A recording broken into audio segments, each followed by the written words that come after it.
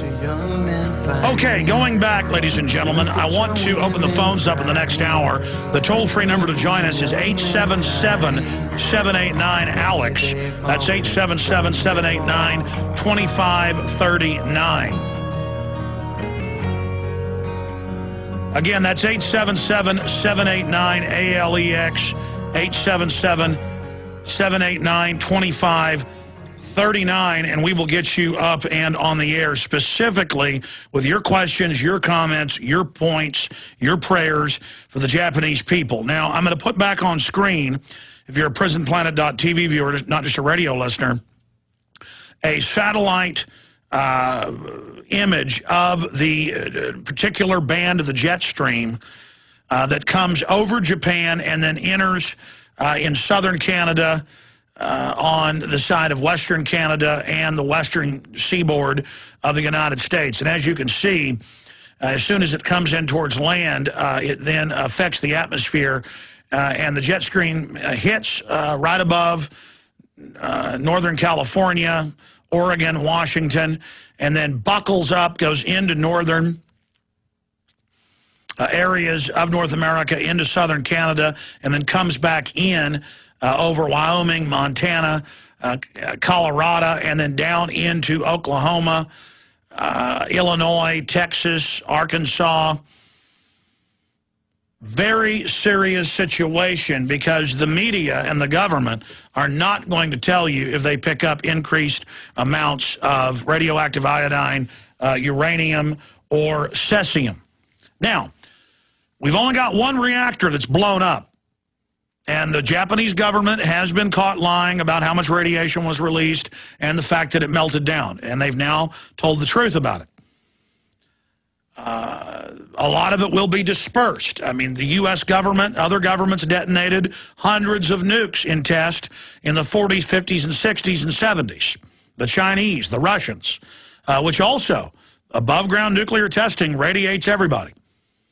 But when reactors go up, they produce as much or more as a large above-ground test, because it's what is known as a dirty type of nuclear exchange. And I don't want to get all into the physics of it. The point is, it's very serious. And the jet stream goes in circles from west to east. That's why if you're flying from Los Angeles to New York, you get there about 45 minutes earlier than when you fly back from New York to Los Angeles, because the jet stream can go up to 200 miles an hour. It's normally about 100 miles an hour. Again, that's an average, and pushing the aircraft even faster. But when you fly against it, you fly slower. So it goes in circles from west to east, west to east, west to east, west to east, going around the planet, pumping that radiation around in circles. Obviously, those close to the plant, ships that are out to sea, because it is blowing out to sea away from the main island of Japan, the winds are to the northeast, so it blows it up over northern Japan and then out to sea and into the trade winds. And the good news is a lot of these isotopes are heavy, so it's hard for them to get picked up and get carried high into the atmosphere and make it across. So that's good news. But everybody's asking the question, why has Japan built 51 high-tech reactors on major fault lines and major tsunami lines? They get hit by typhoons. In the Pacific, they're called typhoons. In the Atlantic, they're called hurricanes. They get going a lot faster in the Pacific because it's bigger. Typhoon can go 250. Hurricane only 200. They get hit by typhoons. They are in one of the biggest hot spots, arguably the hottest spot in the world, Japan. Duh. That's why they have wooden houses made out of paper, because they don't like, the house falling on them. So, that's what's going on there. Why then did Japan do this? Well, Japan doesn't have any oil. Japan doesn't have any coal to speak of. They've got to go nuclear. And they made the decision to do it. And I think it's crazy that not only did they build it in an earthquake fault line zone, the whole country's a fault. I mean, why do you think Japan's there? It was driven up by tectonic activity. By the way, I've got other reports here. Japan has moved 8 feet. The axis of the Earth has moved 4 inches. Japan moved, to the west 8 feet. They're reporting it moved up 7 inches. Wonder how the Himalayas got there. That's when the subcontinent of India slammed into the larger continent of Asia. So you've got that going on. So it's moved up 7 inches, moved west 8 feet. The Earth has changed its axis by 4 inches, the GPS shows. This is a big earthquake. To give you a perspective, a 10 on the Richter scale is lava shooting several thousand feet in the air, tectonic plates breaking up, end of the world type stuff, okay? I mean, a 9.1 is just super, super devastating. And the Japanese are tough, engineering folks, probably because they live under such stress and in such a dangerous environment. And so this is what they're facing. And again, volcanoes are waking back up there and erupting in the south of the country. Everybody's got to be praying for these folks. And I'm not trying to scare people with the radiation fallout. It's just that our government lets our troops use DU, even though they know it's a death sentence. So they don't care about us. And here's an illustration of that. Remember Bob Barr's group suing over it, Congress threatening to sue over it? Congress, the elected government, for over a year has been demanding the records from the naked body scanners, which the New York Times reported is 20 times to 50 plus, depending on which unit they have. There's 2 different systems. The radiation they'd claimed, they're violating OSHA law. No radiation tests are being done monthly as they're supposed to be. There's no radiation badges. The employees aren't warned, the TSA, who stand there all day.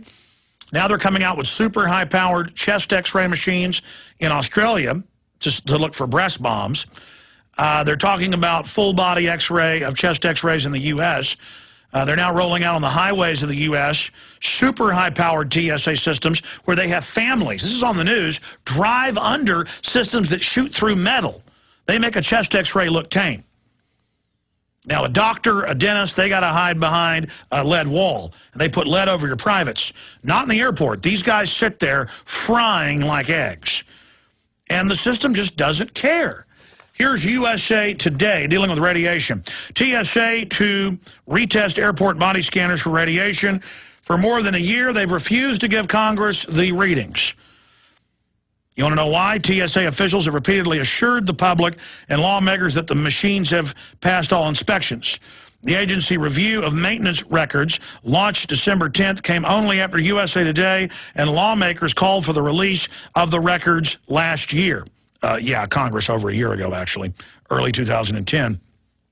Turns out they were lying, and this is what TSA has not released the records.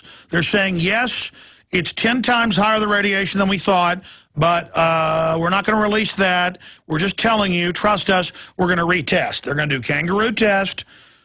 These poor TSA workers may enjoy the power trips, but you're not going to enjoy the testicular cancer and the breast cancer because it will fry the hormone-heavy tissues that they're more susceptible to cancer and near the surface.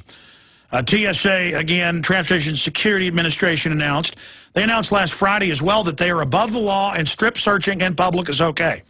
Really, cops can't do it. It's against, they just say they can do it. We don't need any radiation testing. We don't need any laws. We're God. We don't follow the Bill of Rights. Well, a congressman can't break the law. The president can't. Why can you? Oh, because you say so. And now they're setting up checkpoints on highways. It's a federal goon power grab. The Transportation Administration announced Friday that it would reset every full-body X-ray scanner that emits ionizing radiation. The 247 machines at 38 airports, after maintenance records of some of the devices showed radiation levels 10 times higher than expected. Oh, here's the London Independent. U.S. troops showing a 4-fold increase in birth defects in their children, a 12 to 15-time increase in Iraqi children from depleted uranium, and the British Medical Journal has confirmed in their own study. But they don't care. And when the troops are dying and their kids are dying, the system doesn't care. Now, do you think when the radiation from these reactors blowing up sky high like Chernobyl hits the west coast of the U.S., that's landfall, we're in the zone, do you think the media that licks government boots is going to tell you? No. They're going to go out, roll their kids out in strollers for the radiation and worship it and thank it because they love being schmucks.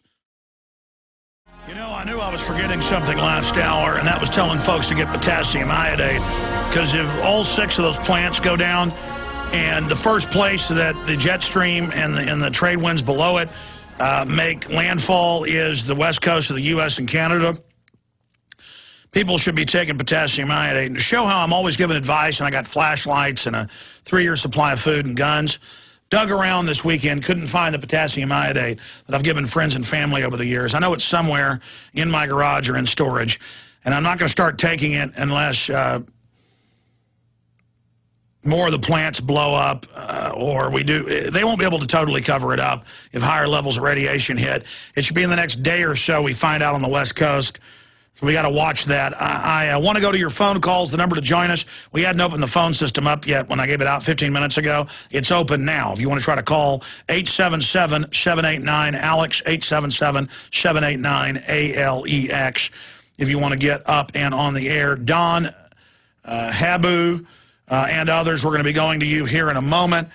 And I'm also going to get into some of the economic developments, big developments in Libya and North Africa later in the hour. But right now, let's go to Don in Michigan. Don, first caller of the day. Welcome. Hey, Alex. Good to talk to you again. Good to talk to you. What's on your mind? Well, I just want to, you're talking about the government's not going to tell you what's going on or what's coming to you. The sad thing is, I was in Desert Storm in '91, and even when I read the Stars and Stripes, the sad thing is I even was skeptical about everything they were saying. And, you know, you feel like you're doing right for your country, and I was proud to serve. You know, I was glad for what I was doing. Well, you wouldn't believe that the people running the government would do something like that.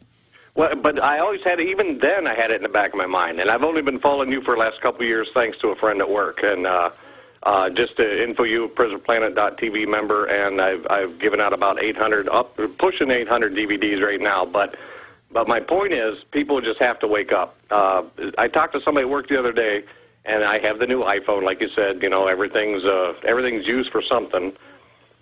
But I just had to laugh because this guy was showing me how he had apps for a canned air horn and apps for this. And my apps are GCN and your show.